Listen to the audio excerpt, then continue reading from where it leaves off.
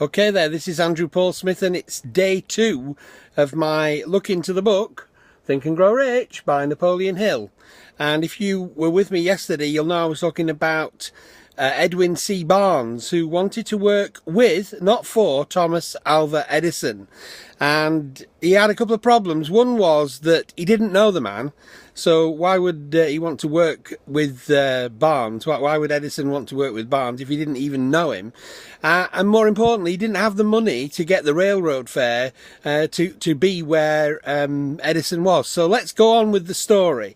So it says here as a heading, thoughts of things. That's the chapter we're dealing with here at the moment, chapter 1.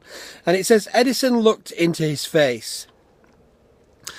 And we're talking about Barnes here, Edwin C. Barnes. He said, Edwin C. Barnes presented himself at Mr. Edison's laboratory and announced that he had come to go into business with the inventor. In speaking of this first meeting between Barnes and Edison years later, Mr. Edison said this. Now, this is what separates out the men from the boys when it comes to getting what you want in life, maybe. Just see what it says. Barnes literally thought himself into a partnership with the great Edison. I think I've jumped 2 pages there. Here we go. Sorry about this, folks. So this is what Edison is remembering the first meeting with Barnes. And Edison says, he stood there before me looking like an ordinary tramp. But there was something in the expression of his face which conveyed the impression that he was determined to get what he had come after. How many times have you gone and asked somebody for something and there's been that same look on your face? And if it's never happened, maybe it's time it did. So Edison said, I had learned from years of experience with men that when a man or a woman, man embraces woman, it's just a subject matter man. When a man really desires a thing so deeply that he is willing to stake his entire future on a single turn of the wheel in order to get it, Edison said, he is sure to win. Wow. I'm going to read that again. I had learned, this is Edison speaking, from years of experience with men, that when a man or a woman really desires a thing so deeply that he or she is willing to stake his or her entire future on a single turn of the wheel in order to get it, he is sure, or she is sure, to win. I gave him the opportunity he asked for because I saw he had made up his mind to stand by until he succeeded. Subsequent events proved that no mistake was made. So Edison gave him the opportunity that he asked for because he saw that he'd made up his mind to stand by until he succeeded. There's a lesson to be learned there, folks. Are you listening? I'm listening, I tell you. It could not have been the young man's appearance which got him his start in the Edison's office, for that was definitely against him. It was what he thought that counted. Barnes did not get his partnership with Edison on his first interview. He did get a chance to work in the Edison office at a very nominal wage. Months went by.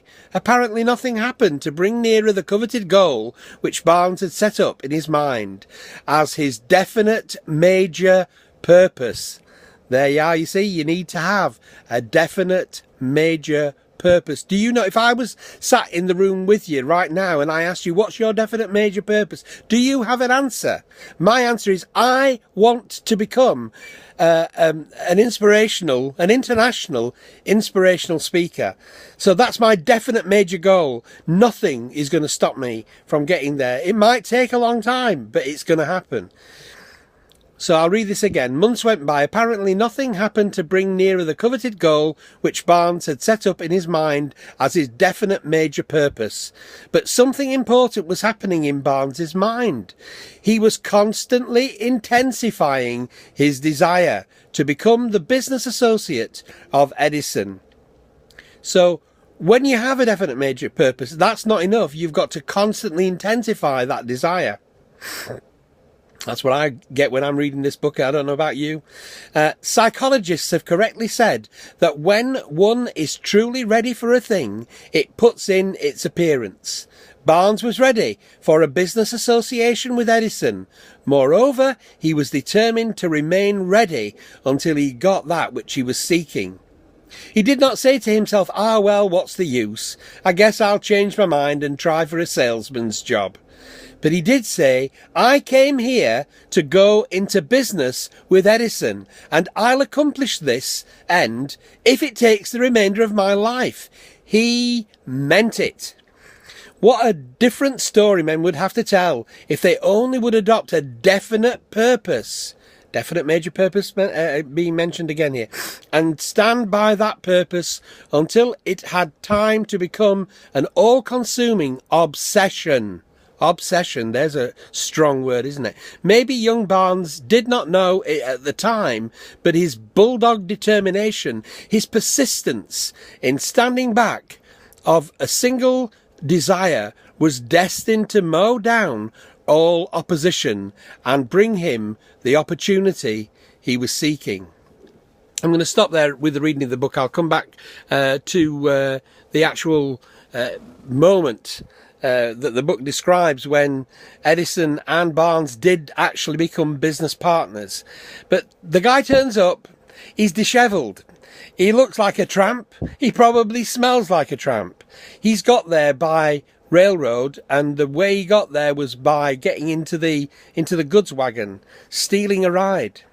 And he didn't have the money to pay for the train, but he got himself to the office, and he turned up and he said, "I've come to go into business with Edison." And they go, "Who are you?" you look like something that the cat just brought in. But no, he decided this is what he was going to do, and nobody was going to stop him. He was going to go in business with him. And there was just something about the man, something about the look on his face when Edison met him, that made him say, "Well, you can come and work here in the office." And they gave him a small amount of money. It wasn't a great salary or anything, just enough to get by on. And he worked there for quite a while. And it looked like, to all intents and purposes, that was the end of the story. But tomorrow, you're going to find out some more. So have that determination about whatever it is. Have a definite major purpose. Know what it is that you want. And then start moving towards it gradually. Don't let anything stop you. And I'm going to cut out at about 8 minutes here. So this is Andrew Paul Smith of apsmithonline.com, wishing you well today. Get closer to that definite major purpose. If you don't know what your definite major purpose is, have a think about it. Decide what it is that you want to do. If you don't know what it is that you want to do, then you've got to find somebody to talk it through. They'll say, "Well, what are you good at? And how can you best use those skills?" So anyway, this is Andrew Paul Smith. You want to write to me, it's info@andrewpaulsmithonline.com, and come back tomorrow for some more Think and Grow Rich. And I'm in the same place as you. I haven't got great wealth right now. I'm okay. It's not a charity appeal. I'm okay, but I do want to be a wealthy man, and I know that this book is going to help me, and it's going to help you, and I'm going to report back to you as we go along. So we're nearly at 9 minutes now, so I'm going to say bye for now and speak to you tomorrow. Bye.